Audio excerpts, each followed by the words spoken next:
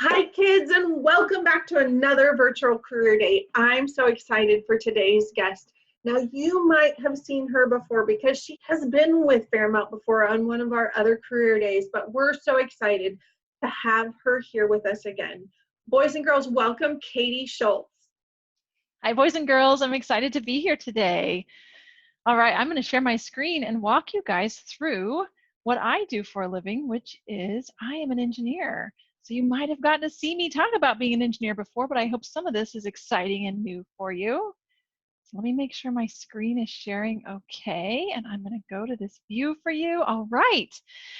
Okay, so my job every day is that I am an engineer. So if you don't know what an engineer is, let me tell you. Engineers are people, they can be boys or girls.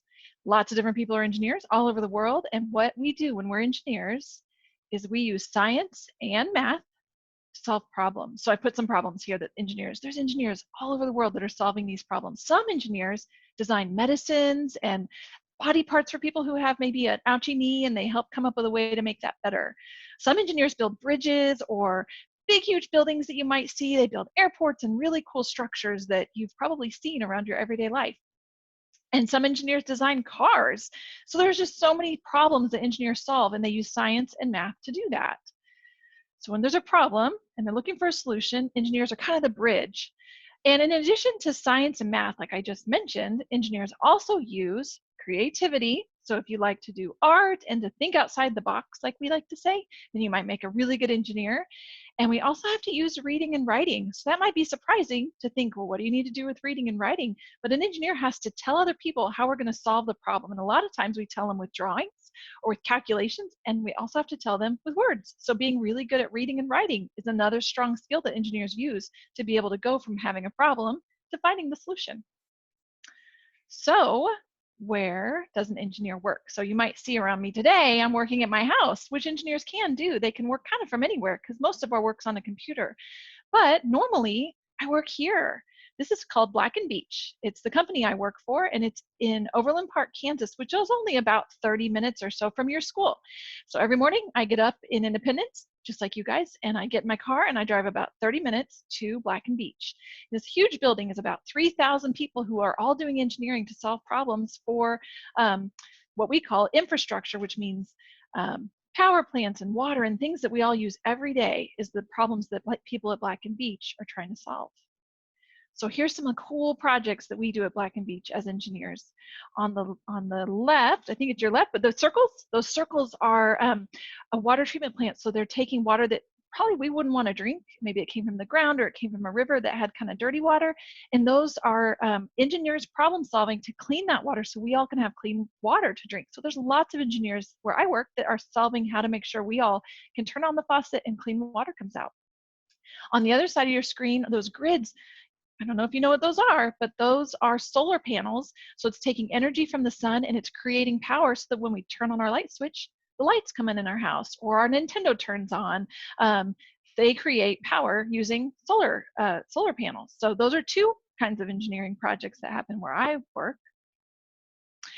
And this boat looks like a really challenging problem to solve. So there's a thing called natural gas that can also create energy. And if you guys know, when you think about water, you can kind of touch water. It's a liquid. You think about ice, that's when water turns to a solid. And when your mom or dad boils water on the stove and it becomes, you can kind of see it coming out of the pan as a gas. Well, natural gas is a gas, and it would be really hard to put that on a boat and take it over to other countries that need it. So maybe there's a lot of natural gas in Africa, but they're going to need that in Asia. Well, the engineers at my work knew that was a problem. How do you get gas onto a boat to take to Asia? And they've created a way that they make that gas really, really, really, really cold. And when it gets so cold, it turns into a liquid. So that boat you see turns natural gas into a liquid that can be stored in tanks and taken to places around the world that needs it. So that's a really hard problem that they figured out how to solve. And on the other side of your screen with all those pretty lights, it kind of looks like maybe Christmas or something. That is actually a really big word called desalinization, which means that this is a place that takes water out of the ocean. And you guys probably know water in the ocean has salt in it, and nobody can drink salty water. And it takes water out of the ocean, and it has a process to take the salt out of the water so that the water can be drank or can be used for things that people need water that doesn't have salt in it. So to take salt out is called desalinization, and engineers are figuring out the problem of how do you take salty water and make it clean so people can drink it. So that's a desalinization plant. A really big word to mean solving the problem of taking the salt out. Okay, and this one I know you guys have seen. So the picture with the huge spool in the kind of like big circle, that's a power line spool that's getting ready to put up power lines. And power lines take electricity from power plants and takes it to businesses and takes it to your house. So we all have power lines that are making sure our lights can come on, and there's engineers who figure out what's the best way to take the power lines, what's the best route, and how to make sure the power line's the right size to get the right amount of electricity to your house. And on the blue picture, oh my goodness, you guys, this one's pretty interesting. There's a part of my company that has engineers who are doing something called missile defense, which means if there was someone who is not making a really good choice and going to send a dangerous weapon to the United States or another country, these engineers are problem solving that to say, let's get that out of the sky. So they would send another missile to knock it out of the sky, and then that can not be a problem anymore. It's called missile defense, and it's kind of wild, but there are engineers solving that problem, and they work at Black & Veatch too. So you can see we do all sorts of different cool problem solving with engineering. But what I really want to show you is what the future might look like and some of the things in the future that engineers are also trying to solve. So right now, when we have to fill up our cars to keep running, because they don't run forever, if we don't keep them fed with gasoline, we go to a gas station. But lots of people are buying cars now that run on electricity. And so we have engineers who are figuring out how to build charging stations, and you guys have probably seen these. I think there's some by Target, and they're around town sometimes, but I think in the future there's going to be a whole lot more of them. And so engineers at Black & Veatch, where I work, are trying to figure out where are we going to need to build charging stations, and they're making sure that lots and lots can be built so more and more people can buy cars that use electricity and be able to plug into these charging stations. So that's pretty cool in the future. And on the other side, there are people out there, engineers, including people at Black & Veatch where I work, who are trying to figure out what it's going to look like in the future for us to go between cities. So right now, if we wanted to go from Kansas City to St. Louis, maybe we get in our car and drive. There's also airplanes that could take us. So those are two options. You could also take the train. So some people might say, I've ridden the train to St. Louis before. Some people even ride bikes all the way from Kansas City to St. Louis, which would be a really long bike ride. But there are people who are trying to figure out if we couldn't create something that's called a hyperloop, which is just a really long tube that could shoot a train it looks kind of like a train, really, really fast. And you could go from Kansas City to St. Louis in 20 minutes, boys and girls. Now, that would be amazing because right now it takes like 3.5 hours to drive.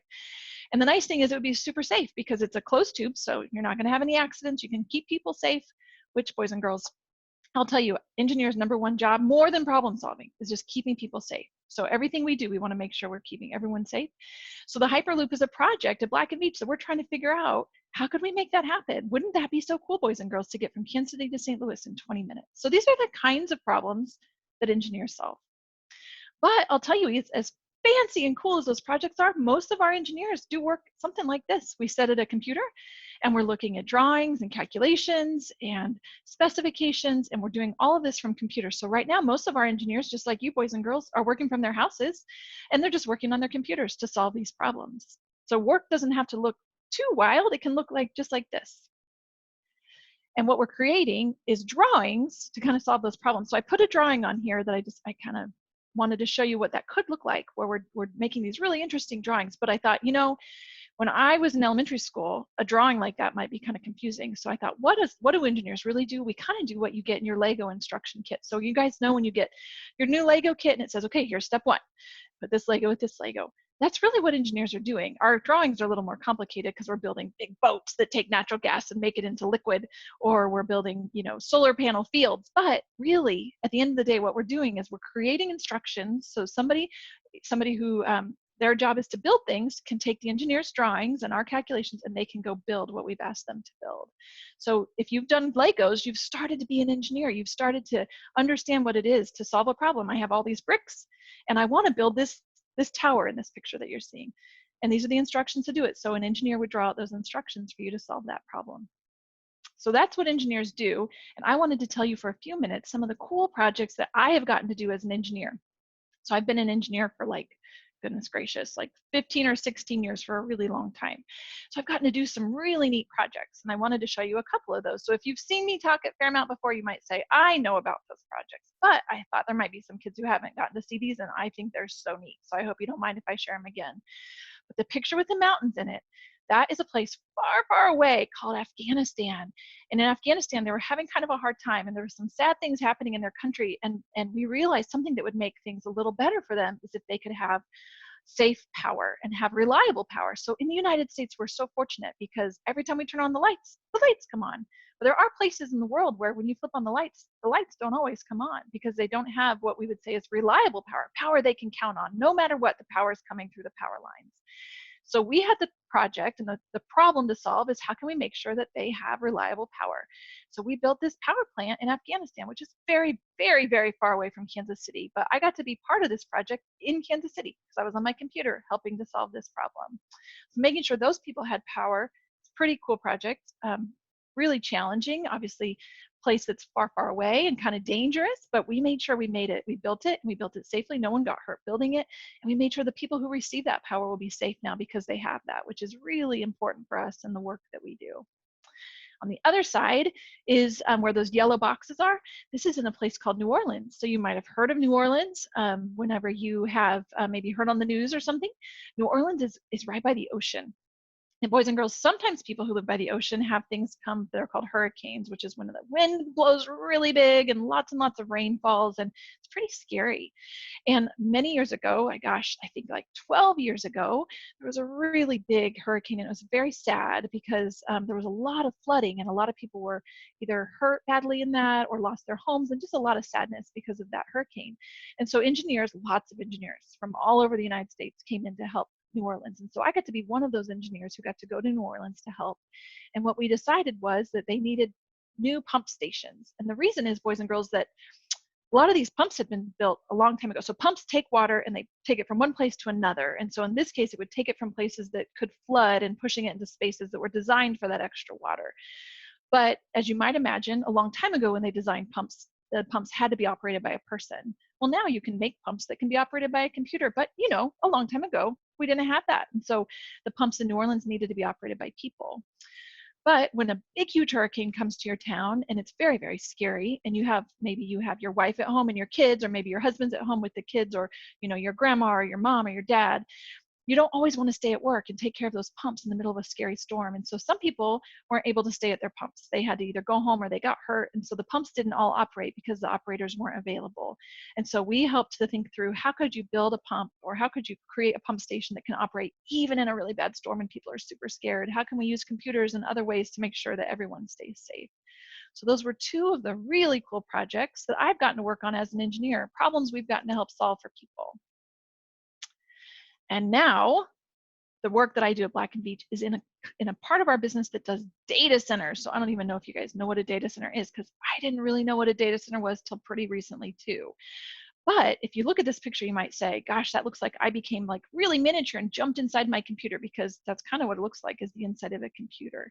And the truth is that a data center kind of is just a huge computer. So it's just a room full of computers. So that's kind of what you're seeing right here. Is what is a data center? Just a room full of computers. So you maybe have driven by data centers and you wouldn't even know, because they're kind of boring from the outside. They just kind of look like a box, because kind of a computer, the part that has just the brains in it, isn't that exciting looking either. But inside of a data center is how we're getting all of our data to work. So when you think about, if you go to Amazon and you're looking through all the things for sale on Amazon, well, someplace there has to be a computer that's saving all of that information. When you go to Netflix and you watch any show you want, that's all being saved in the data center. When you go to Facebook, or your mom and dad go to Facebook, or when you watch a YouTube show, or even the Zoom meeting, all these pieces of data have to go through some place that's saving all of that and storing it and sending it to all the places it needs to go. And so there's a part of Black and Veatch that has engineers who are helping to build data centers and make sure they're working right. And that's the part I'm working in now. So what I wanted to show you is some of the problems that we have to solve for a data center. I know this is so interesting, that why would anyone need to build a data center, and what would the problems be? So one of the problems that we have to solve is that, first and foremost, like I told you, boys and girls, always has to be safe. So there's a lot of electricity in a data center, and electricity can be dangerous if you're not careful. So safety first, always, always with engineers, safety first. The next problem we're always trying to solve is that data centers take a lot of power. So if you think about, like, you ever use a cell phone, like your mom and dad's cell phone, and you watch YouTube on it, like the power's gone really fast because when we use a lot of data, the power gets drained. But you can imagine a room full of computers needs so much power. And so we have to think about how to make sure that there's enough power going to that data center that keeps all those computers working. We also have to keep it cool. Not cool like, really cool, dude. No, like cool, not hot. You can imagine all those computers in one room could get super hot. And so we have to make sure we have lots of air conditioners on those computers to keep them from getting too hot, because when a computer gets hot, it does not like to work. And then it has to always work. So we have to make sure that it never stops, because when you're watching YouTube, you don't want it to stop because you're in the middle of trying to watch your videos. So it has to always, always work, which is actually a really big challenge to make sure computers, these never stop. Power stays on, it stays nice and cool, and it always works. So those are the problems we're trying to solve now. So how do you become an engineer? You have to go to school, and then you have to go to a little bit more school. So I went to KU. You might have heard of KU. I went to school to study engineering. And you do problems like this. Doesn't that look like a funny math problem? But these are the kinds of math problems you have to solve whenever you go to engineering school. And if you study really hard, especially your math and science, and you have to think about what one sounds interesting. Do I want to build bridges or cars, or do I want to build power plants for people? And you pick your engineering school, you want to go study that kind of engineering that looks interesting to you, and then you can get an engineering job. So boys and girls, I wanted to leave a little time to let Miss Knight ask me some questions, since I don't get to see you in person this year, but let's think through some questions you might have about being an engineer. So glad that you shared so much. There's so many questions that I can just really connect with that I was thinking about. And some of those were things like what I notice about you before I get into the questions that we talked about are that you are probably in a place that you make a lot of mistakes. I mean, do you make a lot of mistakes in your job? You know what, we have to try things and try different things, and a lot of times that means the first thing we tried doesn't work or we mess it up. Luckily, we all are kind of helping each other in the engineering world. Not one person builds the whole bridge. 100 people help build the bridge, 100 people help build the data center, to make sure that we check each other's work, and so that when you do make a mistake, it's okay, because we're all trying to do the very best we can. And so as long as we're checking each other's work, then we do have to make mistakes, but you don't come up with new cool ideas unless you make a few mistakes. And that's something that is so focused at our school. We talk about mistakes are proof that you're trying. And if Absolutely. you don't, you have to make mistakes and then learn from those mistakes and grow from that. So I think that's pretty cool to see. And then also, is Black and Beach just locally here in Missouri, or is it further? Oh, I'm so glad you asked that. Actually, there's 3,000 or 4,000 so people here in Kansas City, and there's 10,000 total people who work for Black and Beach. That means there's 6,000 more, and they're located all over the whole world. So boys and girls, I've got to fly to India and see our office in India before. Our offices in Washington, D.C., and Baltimore, and California. Those are just some of the places I've gotten to go. But for Black and Beach, there's offices all over the world. Very cool. And some of the boys and girls this isn't necessarily a question, but I wanted to make a connection with them. One of the slides you showed the solar panels that were something that you created. And over at the feeder school for our students, the middle school is called Nowland Middle School. And right next to them, they have rows and rows and rows of exactly that. And there's solar panels. And solar panels, I just think that's cool that that's a connection for them, because maybe that's they have exactly older, right. Yeah, they have older brothers and sisters or something that might be. Absolutely, yes, that's exactly right. All right, well, let's see. Okay, so just a couple of quick questions then. What is your favorite part of your job? So the thing I love about the work I do, boys and girls, is I think I really get to help people. And so I wanted to do a job someday that could help people and make the world a better place. And so building a power plant for people in Afghanistan who otherwise wouldn't have power, that felt so good. And making sure New Orleans stays safe, I love that. And then now making sure that we all get our data when we need it, I think that that's pretty important stuff for our day-to-day lives. So I love feeling like I get to make a difference for people's lives. Wonderful. And then what was your favorite subject in school? So my favorite subject was math. I do love math very much, boys and girls. I think math can be so fun. So that was my very favorite thing. It's like solving a riddle every day. Well, I think that is so awesome. It sounds like you have so many aspects of your career that you can really go off in. And I know when the Legos popped up that some of my kids perked up because I run a first Lego league. Oh, Where, neat. yeah, and students build their robots and we do some engineering and designing. And those kids that are in that, like, this is where your path could go. That's exactly right. That's Mhm. exactly right. Which we think is absolutely wonderful. Well, Katie, thank you so much for joining us. This has been a great pleasure. I know the kids are going to love seeing this. I know that they would wish that we were there at school anyway, just seeing you Absolutely. close face to face, but this is second best. So thanks so much for joining us. And boys and girls, see you next time. Thanks, guys.